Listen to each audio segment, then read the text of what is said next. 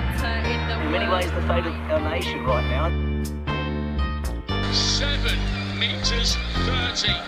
Well, it's taken a lot of people to get to this point, a lot of generations.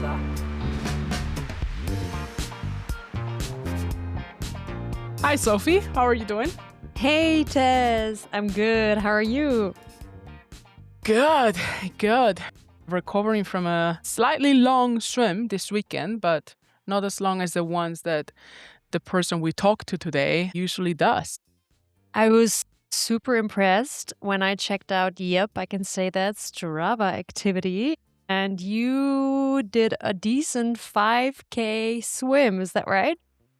Yes, I convinced my roommate to do a 5K race with me this weekend, the poor thing. And it was really fun. It was on a pool, so we had to share a lane, which it always sucks. I hate sharing a lane, but it was really fun. We did the UK Swimathon, super fun. But it was only 5K. I think that a 5K race for the marathon swimmer that we talk today, I don't think that even qualifies as a warm-up for her. So today's topic is ultramarathon swimming, and you spoke with one hell of a woman who is such an incredible swimmer. I was so impressed reading her story and also just listening to her and how she explained what it's like to be in the water for over 20 hours. And that's, I think, a piece of cake for her, right? I think her longest swim, or at least her longest official race is done, was like 28 hours, which was swimming Lake Geneva, 69 kilometers, non-stop. That's incredible. I think it's one of those numbers that I don't think my brain can comprehend.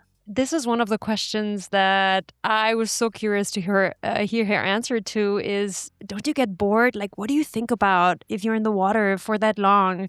If you're like in the water for a full day? And I thought it was really inspiring, and I learned so much during this episode. What was the most interesting aspect, without spoiling anything, of course, for you? What was something that surprised you, I guess? Honestly, I think I learned something about long-distance swimming that seemed especially cruel, which is they're not allowed to wear any watch or any swimming headphones. Yeah. Absolutely nothing to entertain themselves or to know how far they've gone. It's just literally them and their brains. And you have to be so strong mentally. I think I kept thinking about it after the interview was over. Yeah, I think the question also, and then we're going to leave our listeners to indulging and enjoying the conversations themselves, was, to what extent, like how important it is, how mentally strong you are on a given day, and how does that compare with your fitness. And I'm very glad that you managed to talk to her, and I'm very excited to get going. Let's get to it then. Today we're talking with Amy Ennion. Amy is a long-distance swimmer. She was the first person to swim the 45 kilometers from Guernsey to France. She also swam the English Channel and was the youngest soloist swimmer to cross the 69 kilometers of Lake Geneva, breaking the overall British record at the time. Thank you so much for joining. No worries. Thank you so much for having me on. My name is Amy. A lot of people online and on Instagram know me as Amy Swims, and I am an ultramarathon swimmer. Ultramarathon in swimming is just the same as it is in running. It's anything longer than a marathon. The differences in swimming, you can kind of change things. You can vary things from running by a ratio of 1 to 4. So a running marathon is 40 kilometers. A swimming marathon is 10. You kind of divide it by 4. And that works all the way down to sprint distances. So a 100-meter running race is about the same as a 25-meter swimming race. And it works all the way up to the kind of distances I do. So I'm an ultramarathon swimmer. That means I specialize in swims longer than 10 kilometers. I have a couple of world first swims, a couple of now former British records for swims from kind of about a 20-kilometer distance, which is a double marathon, up to a 70-kilometer distance. And that's pretty much what keeps me busy. That's what keeps me out of trouble when I'm not at work. What I would like people to know, especially because the podcast is Women in Sport, is I want anyone listening to this who might be like, oh, I'm not sure if swimming is for me or ultramarathon swimming is for me. Ultramarathon swimming is a female-dominated sport. The percentage success of women in the channel is higher than men. If women pull out of the channel, they do it nearly 2 hours later than the average man does. For a good long period of time, all of the longest, fastest, the furthest distance, the longest duration, all of the records were held by women. The record for the most number of English Channel swims by one person is held by a woman. A lot of my records are first person, not first woman. Everyone to know it is a female-dominated sport, and you are welcome. It's for the women. Find your community, even if you just come open water swimming and just go dipping. It's so welcoming. You will love it. We are here for the women. That's what I want everyone to know. I saw you were the first person to cross the Guernsey to France, which is 45 kilometers, which is bonkers. Absolutely bonkers. You were also the first British woman to cross the 69 kilometers of Lake Geneva, which you did in 28 hours. How does one wake up one day and decide that they want to train to swim 68 kilometers? Please walk me through that, because I love swimming. I've been swimming my entire life. I learned to swim before I could walk. I swim regularly. I actually have a 5K race this weekend. But still, to look at that 68 kilometer distance in open water with currents, how did you get into that? How did you do that? I think for me it was a very slow, a very gradual process. I used to be a water polo player. That was my main sport. I didn't even really like pool swimming. I just did it because I knew it would make me a better water polo player. And I got to about my mid-20s and I signed up for my first swimming race. I signed up for a K. And even, doing my first K and my first K, like I distinctly remember that. I remember what a massive distance that felt like. It felt like it was going to be such a long way. It is a long way. A 5K in swimming is a half marathon. That's a long way. But I would get to the end of each of those races and I'd kind of think, that was fun. I could go longer. I could go longer than that. And I just kept signing up for longer and longer and longer swims. I did my first 5K, my first 10, my first marathon. And then I signed up for Windermere here in the UK, which is an 18-kilometer swim. That was my first ultra. Then I started kind of looking at channel swims and thinking, oh, I could swim the English Channel. It's right there near where I live. It's this massive aim in we call it the Everest of open water swimming. And so I started thinking, what could I do to train for the English Channel? And it was really in looking towards Geneva and the 69-kilometer swim, it was basically that I finished the English Channel and I got I get the post-event blues quite, not badly. The post-event blues affect me a lot. So I was kind of on the crash after my English Channel swim and I wanted another goal to aim for. I wanted something new to do. And I was like, yeah, what's going to be really fun? Double English Channel, but fresh water and all in one go. Yeah, sure. Why not? It was really just the post-event blues after the English Channel. And it was just on the hunt for that next challenge. Can I go even further? And it turns out the answer was, yeah, I could. I think that's something that a lot of endurance sports share. You do the same thing with running. You do a 5K and you're like, maybe that 10K is not that crazy. And all of a sudden you find yourself doing ultramarathons. And you're like, how did I get here?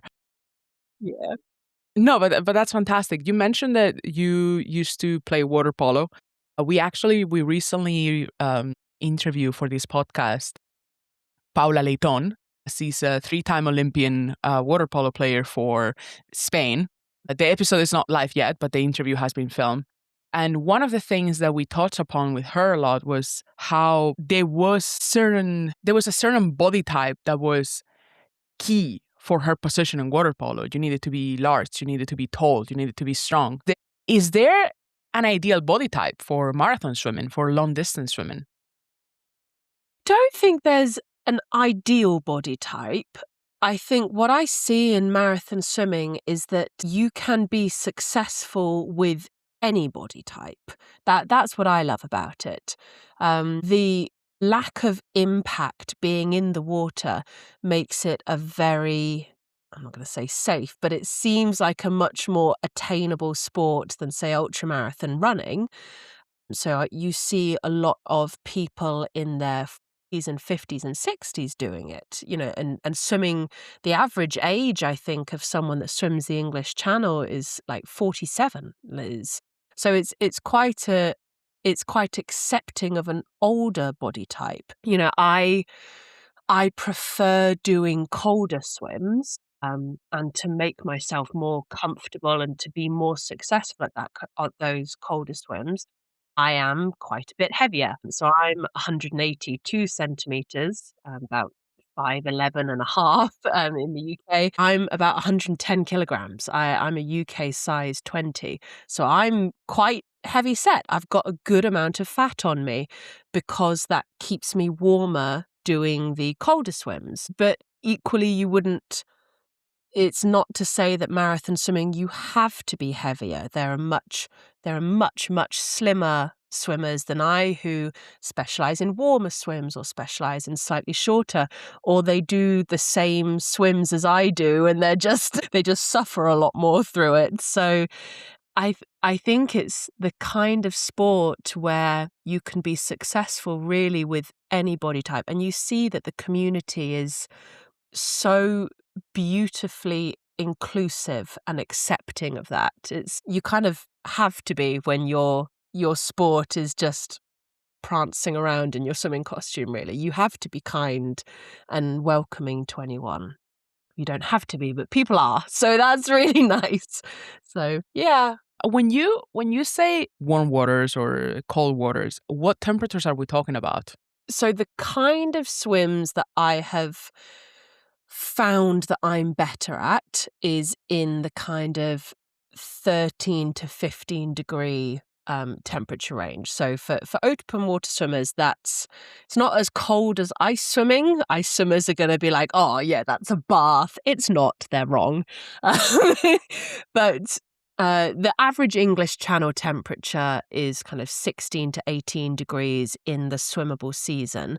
And that's a cold swim for kind of worldwide marathon swimmers. So the Olympics, they'll try and make the 10K marathon swim about 20 to 24 degrees.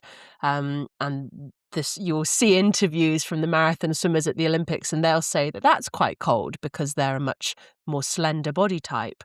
So yeah, for me, it's kind of 13, 14 degrees. I'm very, very comfortable at 17 to 20, and anything above kind of 24, then I start to kind of overheat. That's a little bit too much for me. Does it on those temperatures? I mean, obviously you're moving, so you're warming up. Like when you get into the pool, it feels cold, and then eventually it feels so nice. But when you're in the water swimming for 15, 16, 28 hours, what does the temperature do to your body? It's definitely noticeable. Yeah. On my colder swims, when it's kind of 13 or 14 degrees, you don't really ever warm up. You notice that you're cold. You feel the pain in your fingertips. You feel the pain in your face and your extremities. And then, like, if I stop to feed alongside my support boat for too long, then I'll start to shiver if I'm stopped for kind of 30 seconds or a minute. I would say you don't, unless you're doing a warmer swim, you don't really ever get warm. You just kind of get to a comfortable temperature. Because, pools, fitness pools tend to be heated to about 26, 28 degrees. So it is still quite a dramatic change in temperature. Doing my Lake Geneva swim, that was about 18 to 20, which was a really, really comfortable temperature during the day when I had the sun out. Overnight, I was cold. That was a really tough night. So I think you get used to the cold. You get comfortable with being cold, and you learn very carefully what is acceptable for your body and what too cold feels like. You learn very quickly where your line is. I think that touches a little bit into my next question, which was there is in long distance swimming, there is, and again, with a lot of endurance sports, but it is as much a mental sport as it is physical. So can you talk a little bit about that and what goes through your mind for 28 hours when you're swimming? Yeah, definitely. So there's a phrase in marathon swimming that I think is probably the same in any ultra endurance sport. People say, oh, marathon swimming or channel swimming is X% physical and X% mental. And some people say it's 80% mental and 20% physical. And some people say the opposite. And, there's all this debate around it. I go with the opinion marathon swimming is 100% mental, 100% physical. If your body cannot do the distance, your mind can pull you through to a point, but you're going to injure yourself. And this is a hobby. We're having fun. You shouldn't be putting yourself in danger or at risk of injury because your mind is dragging you through. And on the other end of the scale, if you have trained enough and your body is fit, but your mind isn't, you're not prepared for that distance, you're not prepared for the boredom and the loneliness, your body will not carry you through. You will quit. Because on these kind of swims, so the type of swimming I like to do, the governing body that I swim under, you are not allowed to watch. You're not allowed headphones. So I don't listen to music. I don't have any kind of sense of how far or how long I've gone. You're just swimming. You can see the water below you. Probably you're too deep to be able to see the floor, and you can see your safety boat up next to you, and you just have to be in your head and keep yourself entertained, keep yourself motivated, keep yourself focused for 10, 15, 20 hours. So if you've not practiced being bored, and if you're not okay with being bored, and if you haven't practiced what happens when I get to that really, really dark place where it's the middle of the night and I'm freezing cold and I've just thrown up my latest feed and I've already been going 15 hours. If you haven't practiced how to pull yourself out of that really dark space, it does not matter how fit you are, you're going to quit.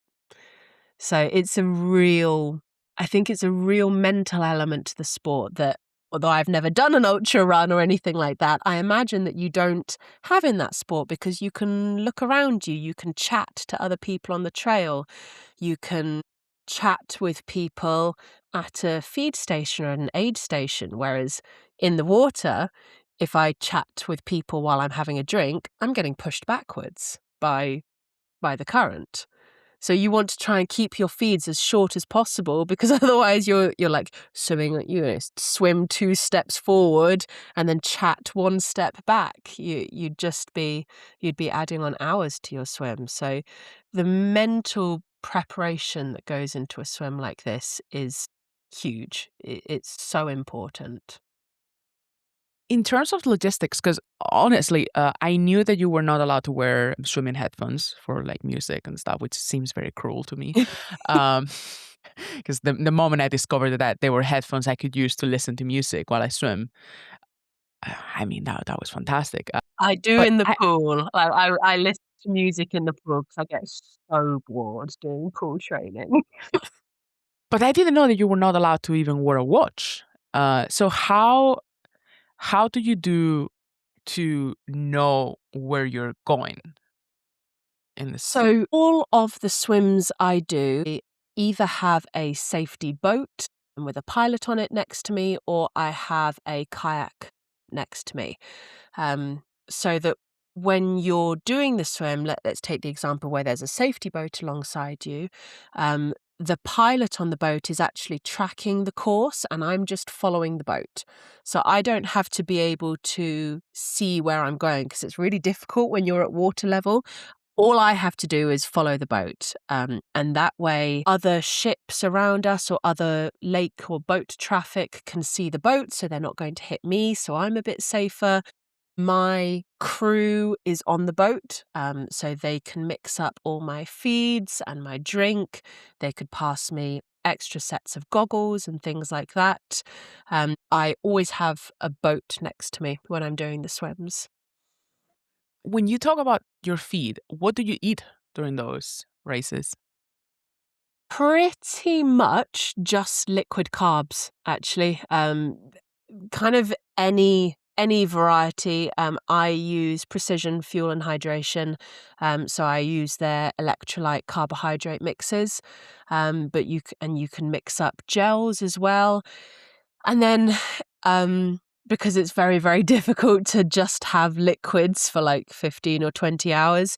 Every 2 hours, I have a little bit of solid, but it's not really for fuel. It's just to kind of mop up what's in your stomach. And and a little bit for the mental side, just to the feeling of chewing something or the feeling of having something in your mouth, just for a little bit of a treat, a little bit of a break. And then, sometimes I'll have like a little bit of hot chocolate or a little bit of coffee for variety, but it's pretty much all liquid. Yeah. Which, it's it's tricky. It's one of those other things you have to really, really practice because you get it wrong and you'll try and have your carbohydrate mix and just throw it straight back up and then you're running on empty. No. You're not allowed to touch the boat and you're not allowed to touch anything that would give you a flotation aid. And equally, no one can touch me. So if I need to reapply sunscreen or reapply Vaseline or something for chafe, my crew has to throw that to me in the water. I unscrew the lid and I have to it's where the water polo really helps because I can just egg beat, but I've got to do that myself. It is it's pretty strict rules, but it's coming from a place of almost like purity of the sport. It's going back to this is how Captain Matthew Webb, the very first person to swim the English Channel, how he did it. He had no watch.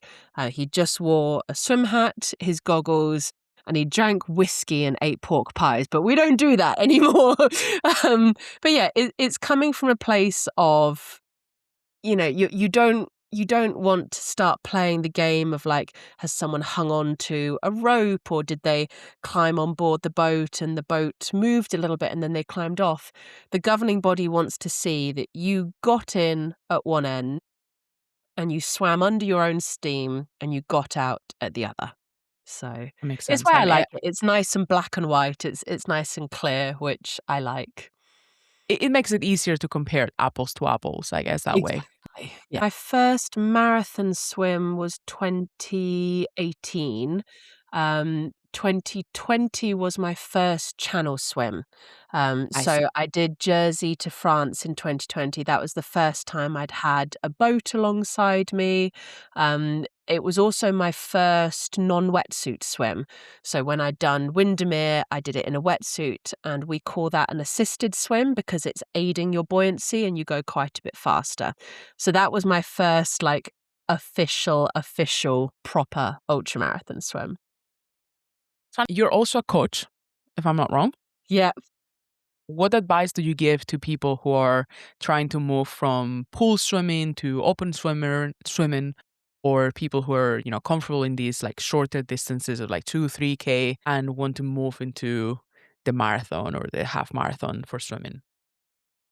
So when you're moving outside for the first time, I would say go and find a local lake or swimming club near to you. In the UK, we've got so many lakes that have lifeguards and they have organized swim sessions. There's always going to be people around, and get into it in the kind of that safe space, or with a club. Go and find some blue tits or some of the open water swimming groups.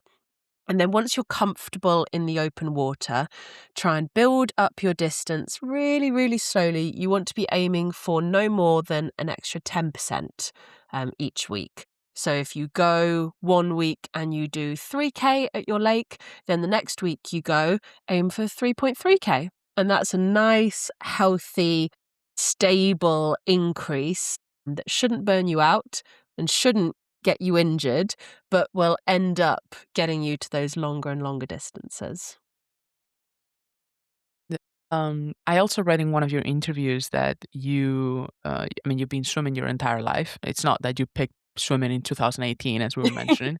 That was just the long distance. And we talk a little bit about the beginning about, how, it just started going up in distance. But was there a moment when in that process, you look at a race or a training that you had done and you were like, actually, I'm kind of good at this? I think probably my first marathon. My first marathon did that for me. 3K and the 5K, they felt long at the time, but they were really no different from some of the pool sessions I'd done.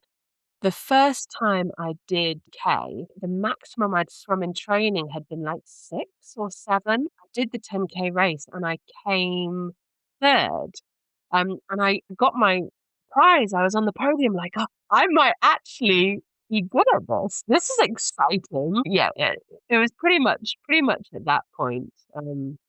I think then the second one, especially noticing the difference and noticing how you change and progress. Like the very first time I did a 6-hour swim, you had to do a qualifier to be the English Channel, and I trained so little for my 6-hour swim. Not so little, but I did it so quickly. I did not follow the 10% rule. I was so tired the day after. My arms got stuck in a T-Rex position and I couldn't straighten my arms, and my partner had to wash my hair for me because I couldn't reach the top of my head. And then the next year I had back-to-back 6-hour swims in my training plan, and I would do one on a Saturday and go home, and then I'd go back and do one on a Sunday. And it's at that point when you're looking around like, doing this used to wipe me out for a week. Like, I used to need someone to wash my hair after a 6-hour swim.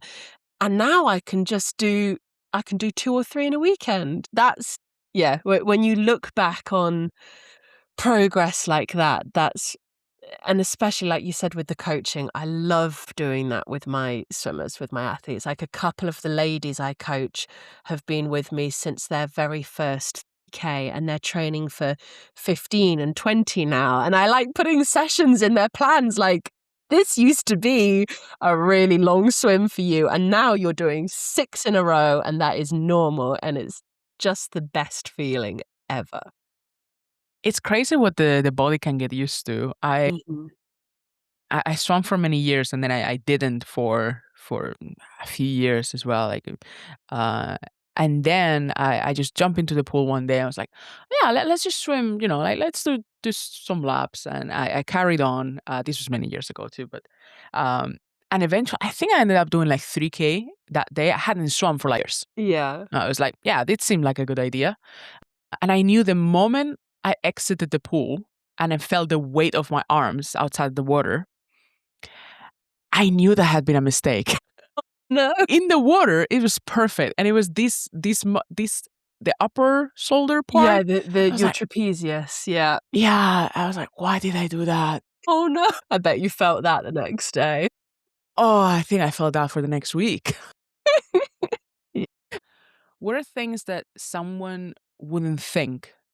Like, the obvious things like the current might be going against you or transporting you in different ways. The temperature might be different. You might run into a fish. But things that people don't usually think of when they haven't swum in open water.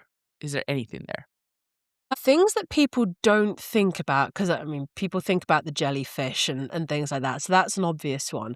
What people probably don't realize, first one, salt water is abrasive. If you don't put anti-chafe on, so I use Vaseline, but there are other things you can put on like Body Glide, any swimsuit, any wetsuit will just cut your skin to pieces. When I was doing my English Channel, I didn't put Vaseline on the side of my neck, and where I would turn to breathe, that little wrinkle, that little crease, I got chafe there. I have a scar there from just the sore it created. So that's the first thing.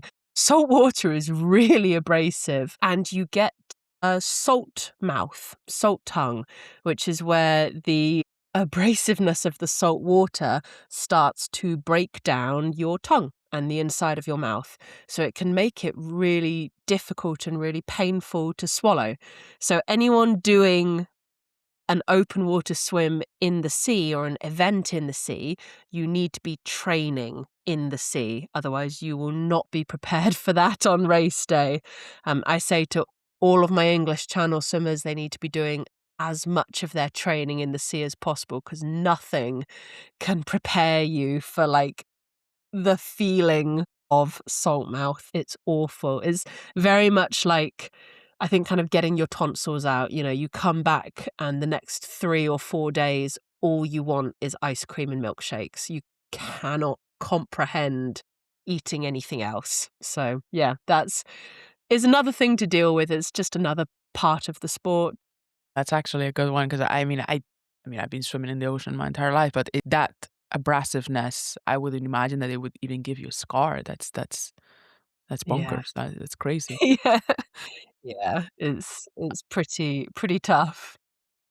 Are you training for anything right now? Any race? I've actually got 2 swims coming up this year. They're both in France, when I've never done a swim in France before. So I'm really excited about that. The first one in June is a 33-kilometer downriver swim. So I'll have the current with me. I should be nice and fast. And that's called Le Flot de Gaburier. It's down near Cognac. And then 2 weeks after that, I have a 20-kilometer lake swim in the Alps. So I'm really looking forward to that one, because my partner, Will, is going to be on the kayak with me, and I love having him along with me. So that one's in July, and that's called Le Serre-Pensant. And it's actually the first year that race is being run in the Haute Alps. So yeah, it's going to be a very French summer. I'm very excited. Everyone keep your fingers crossed for nice weather for me. That sounds amazing. I mean, only 2 weeks in between. You're brave. Brave, but in the most modest way I can say it. Those are both quite short swims for me. I'm not particularly worried about them. Like the K, you can't really predict what the flow of the river is going to be doing. But I'm hoping that it should take me about 8 hours. That's pretty much just a normal day out. Like 20K will be the same. Like that should take me about 7 hours. That's just going to be a nice day out. I'll be back in time for lunch. It's going to be great. I love that. Well, very much. I mean, super good luck with that. Thank you. Especially the weather. I mean, but as you said, it's just basically a workout for you. It's nothing special. So you don't need luck. I hope so. And that was all for this episode of Women in Sport. If you want to support the podcast, please leave a review and share it with your friends. It really helps us reach more people. You can also connect with us on our Instagram @Women in the Sport Podcast.